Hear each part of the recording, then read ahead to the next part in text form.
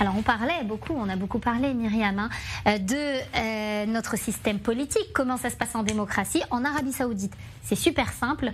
Le prince Mohammed Ben Salman a été nommé comme ça d'un coup, Premier ministre. Omar Rabier, bonsoir. Erev Tov. Vous êtes journaliste pour la chaîne arabe, le département arabe d'i24 News. Pourquoi comme ça ce changement d'un coup? Il était ministre de la Défense.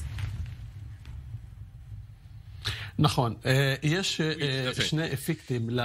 y a deux effets de cette démarche. Le premier impact, c'est sur le plan intérieur, et les choses n'ont pas beaucoup changé parce que Mohammed bin Salman était en fait le dirigeant officieux du royaume, et cela vient légitimer de manière un peu officielle la situation préexistante. Mais le plus grand impact et la véritable raison de cette décision, c'est pour la politique extérieure. Tout d'abord, Mohammed bin Salman, lorsqu'il rencontrait les dirigeants étrangers comme le président Macron ou le président Biden, eh bien, il y avait un problème au niveau du protocole, parce que ces gens-là étaient donc chefs d'État et lui était uniquement ministre de la Défense. Donc cette décision vient répondre à cette différence de statut protocolaire.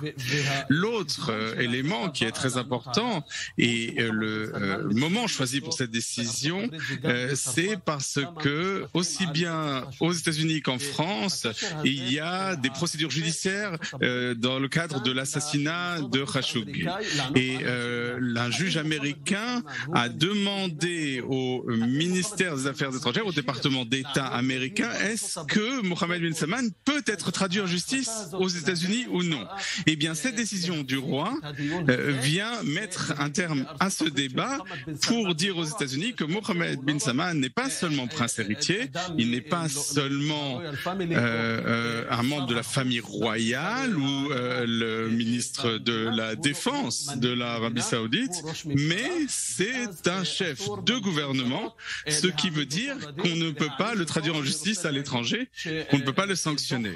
Et j'aimerais ajouter que le rapport de la CIA américaine, que Biden a autorisé à publier d'ailleurs, dit de manière très claire que Mohammed bin Salman est le commanditaire de l'assassinat du journaliste saoudien au consulat d'Arabie Saoudite à Istanbul. Avant de terminer, j'aimerais ajouter que Mohammed bin Salman a deux personnalités en fait.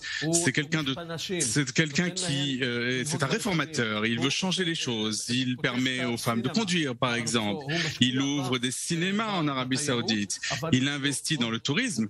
Mais de l'autre côté, c'est un personnage très dur, très strict face à ses opposants, y compris les journalistes, les défenseurs des droits de l'homme, mais aussi pour les autres membres de la famille royale qui s'opposent à lui. On se rappelle qu'il les avait enfermés dans un hôtel luxueux de Riyad jusqu'à ce qu'il accepte de le reconnaître comme le dirigeant incontesté de l'Arabie Saoudite.